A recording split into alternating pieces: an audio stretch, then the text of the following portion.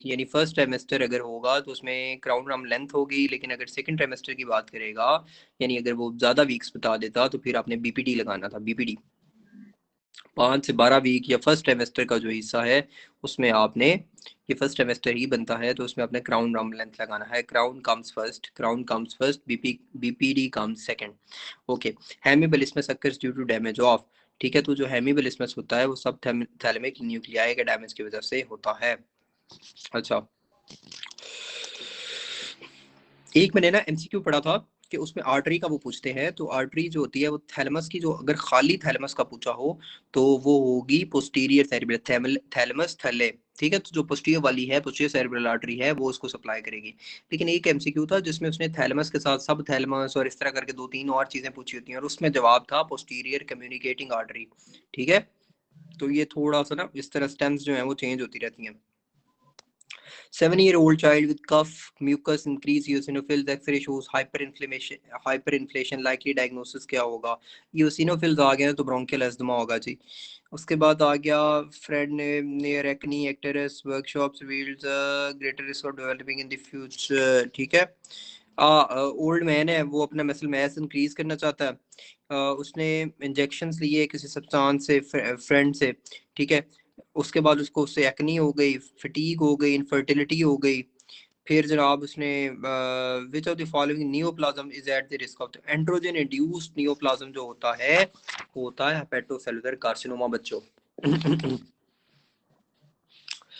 अच्छा, उसके बाद आ गया 13-year-old young patient admitted in emergency with complaint of dyspnea, diarrhea, clubbing present on examination. What is your diagnosis? तो CFTR gene mutation की वजह से क्लोराइड की सिक्रीशन ज़्यादा होगी सारी डक्ट्स में। कौन कौन सी डक्ट्स? रेस्पिरेटरी की और जीआईटी की। उसकी वजह से क्या होगा? थिक म्यूकस प्लग बनना शुरू हो जाएंगे, रेस्पिरेटरी में भी, जीआईटी में भी। जीआईटी में जो है वो भी ऑब्स्ट्रक्शन कॉज होगी, ठीक है। अनेबल टू क्लियर चेस्ट, ब्रोंकिक्टेसिस होगी, डिस्निया होगा, ठीक है। और इसके लिए हम स्वेट क्लोराइड टेस्ट करवाएंगे, और डायरिया लाइक सिम्टम्स होंगे। जब भी डायरिया और रेस्पिरेटरी प्रॉब्लम्स आएंगे तो always always think about cystic fibrosis. This is what cystic fibrosis, CFTR gene mutation. On light microscopy skeletal muscle under low magnifying characteristics features के होते हैं, लाइट और डार्क बैंड्स होते हैं। अच्छा, can't adduct and extend internally rotate the arm, ठीक है। Adduction और एक्सटेंशन नहीं हो सकती, इंटरनल रोटेशन नहीं हो सकती। इसके साथ लिख लो कि क्रॉल नहीं कर सकता, स्क्रैच नहीं कर सकता, ठीक है। तो ये सारी चीजें जो होंगी, जब इंटरनली रोटेट, अडक्शन नहीं कर सकता, स्क्रॉल नहीं कर सकता, स्क्रैच नहीं कर सकता, ये सारे मसले लेटिस्मस टॉर्साई की वजह से होंगे। और लॉन्ग थ्रेसिक नर्व का सिर्फ वो विंगिंग ऑफ स्कैपुला वाला आता है। अगर श्रगिंग वाला आए तो वो ट्रेपेजियस के साथ होगा। अगर ये कॉन्ट्रालेटरल हेड की मूवमेंट आए तो वो आपका स्टेनोक्लेडोमेस्टोइड होगा, ठीक है। जॉ रिफ्लेक्सेस मीडिएटेड बाय, तो जॉ जेमिनल, ठीक है। What geminal? Trigeminal, mesencephalic nucleus of trigeminal nerve, ठीक है। अगर उसने एच बी ज्यादा दी हो, हेमेटोक्रेट ज्यादा दिया हो, तो आप क्या करेंगे? वेनी सेक्शन करेंगे, वेनी सेक्शन करेंगे। Superior lobe of thyroid is ligated artery supplying originates from, ठीक है। तो जो सुपीरियर थायराइड आर्टरी है वो कहाँ से ओरिजिनेट होती है? एक्सटर्नल कैरोटिड आर्टरी से। और इंफीरियर थायराइड आर्टरी थायरोसर्वाइकल ट्रंक से, जो ब्रांच है सब क्लीवेन आर्टरी की। Patient after transplant develop sorry, visual problems and diarrhea on examination. Basophilic inclusion seen. This is due to damage of this is due to following. तो basophilic inclusions जो होंगी वो cytomegalovirus की वजह से होंगी, ठीक है। मुझे इसका एग्जैक्ट लफ्ज नहीं याद आ रहा, लेकिन I remember from my 3rd year कि इसमें कोई वो मफिन, ब्लूबेरी मफिन्स के नाम से ना एक लफ्ज था, ब्लूबेरी मफिन्स बच्चों, ठीक है। वो भी यही साइटोमेगेलोवायरस ही होता है, ठीक है। तो बेसोफिलिक इंक्लूजन, ब्लूबेरी मफिन, तो ये इसी के साथ ही एसोसिएटेड होती हैं चीजें। अच्छा जी, उसके बाद आ गया जी पिकाचू। अगर च्यू का मसला है ना तो पाइका होगा, Pikachu, PICA, PICA posterior inferior cerebellar artery. और सिंड्रोम कौन सा होगा? Lateral medullary syndrome. और मीडियल मेडुलरी सिंड्रोम जो होता है उसमें क्या होता है?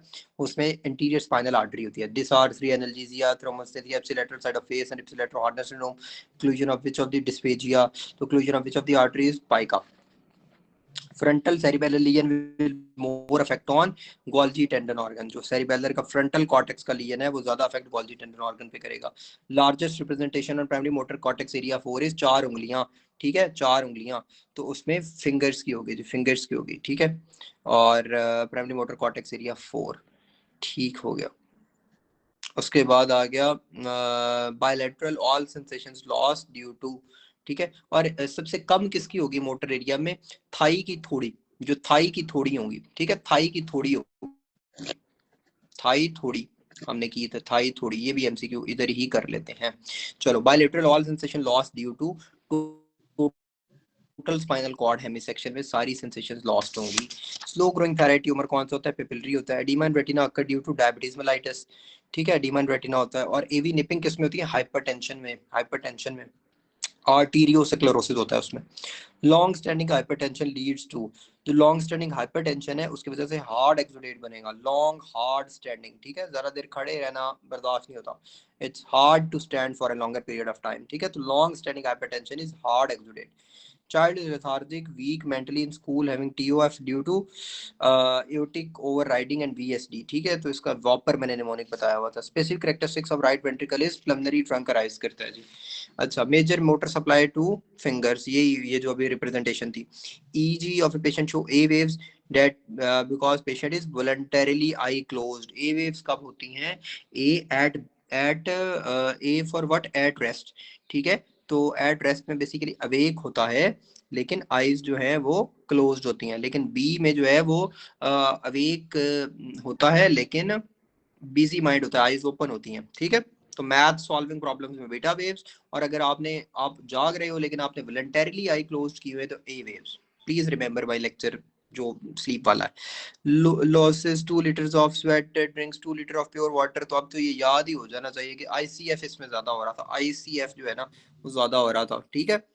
फिर भी नहीं याद रहता तो आप ये याद रख लो कि आपने जो 2 लीटर पानी पिया था ना स्वेट लॉस होने के बाद, तो वो बर्फ वाला पानी पिया था, आइस वाला पानी पिया था। प्लीज अब तो आईसीएफ याद हो जाना चाहिए, ठीक है। आइस डाल के पानी पिया था तो आईसीएफ ज्यादा होगा, आइस वाला पानी, ठीक है। चलो चलो, I have made this little mnemonic अभी अभी, ठीक है, पढ़ाते पढ़ाते मेरे जेहन में आइस वाला पानी। चलो जी, आईसीएफ। 100 पे नमाज break please. ADH causes which of the following defect, तो एडीएच जो होता है वो increase permeability through collecting ducts करवाता है, कलेक्टिंग डक्ट्स पे ADH acts on collecting ducts, ठीक है। Unable to walk, emboli from atrial fibrillation, lodge in which, ठीक है। तो लॉज इन विच आर्टरी, जब अनेबल टू वॉक हो, can't speak middle cerebral artery और can't walk anterior cerebral artery, ये interior cerebral artery का ये था। कांट वॉक जो है वो इंटीरियर सेरिब्रल आर्टरी होगा, ठीक है, इसमें वो पैरालिसिस होता है। आगे कितने पेजेस रह गए?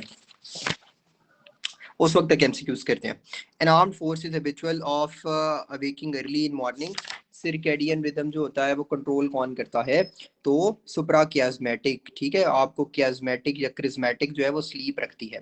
3.5 यूरिन ऑस्मोलैरिटी 620 मिली ऑस्मोल्स है, कॉज इसका क्या होगा?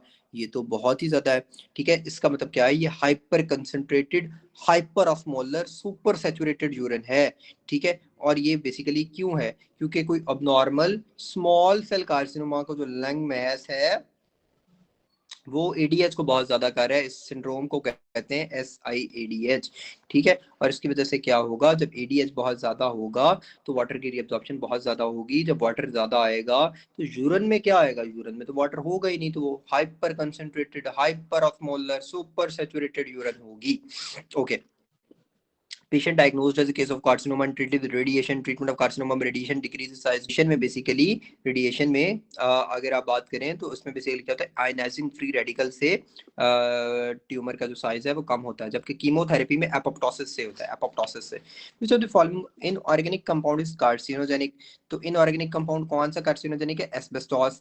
which of the following is intra-articular tendon, तो popliteus is a very small muscle that antagonizes a very large muscle, quadriceps femoris is including rectus femoris and 3 vasta है, and it keeps your leg straight, like वो extension of knee करवाता है, ठीक है, और hip की flexion करवाता है। और एक्सटेंशन ऑफ नी का मतलब क्या है? कि लॉकिंग ऑफ नी करवा देगा, और पोप्लिटियस जो है वो अनलॉकिंग करवाएगा। पूरी story. Okay, which of the following is articular tendon, तो पोप्लिटियस, ठीक है। उसके बाद आगे आर्टिकुलर टेंडन भी और इंटर आर्टिकुलर टेंडन एक ही बात है। अच्छा, left lower lobe of lung different from right lower lobe of lung by not having, not having में आपने हमेशा लगाना है, नॉट हैविंग में आपने हमेशा लगाना है एपिकल, और अगर बाय आए तो फिर मीडियो बेसल, ठीक है। Total body water is calculated by एंटीपायरीन।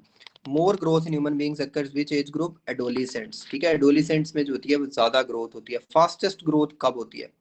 Fastest growth जो होती है वो इंट्रा यूट्राइन लाइफ में होती है बच्चों। Pregnant lady with labour pain, obstructed labour, is taken to hospital but died before reaching to the hospital. तो ये क्या होगा, रास्ते में ही अगर वो मर गई सॉरी फौत हो गई, अगर रास्ते में ही वो फौत हो गई तो ये एमनियोटिक फ्लूइड एम्बोलिज्म होगा प्रेगनेंसी में। ठीक है, अगर वो 3 to 5 डेज की हिस्ट्री बता देता है और लॉन्ग बोन का फ्रैक्चर दे देता है वो फैट एम्बोलिज्म होगा। ठीक है, और अगर हिस्ट्री ऑफ पासिंग सीवीपी है तो फिर एयर एम्बोलिज्म होगा। ओके, और sudden death, sudden shortness of breath वो पल्मोनरी एम्बोलिज्म होगा। Patient with HB 5 gram large teen recurrent blood transfusion, जब रिकरेंट ब्लड ट्रांसफ्यूजन की हिस्ट्री आ जाए और एचबी कम हो तो थैलेसीमिया मेजर होगा। बेस्ट थ्रोम्बोलिटिक एजेंट जो होता है वो tissue plasminogen TPA, tissue plasminogen activator होता है। टिश्यू प्लाज्मिनोजन एक्टिवेटर होता है जी बेस्ट वो आपका थ्रोम्बोलिटिक एजेंट।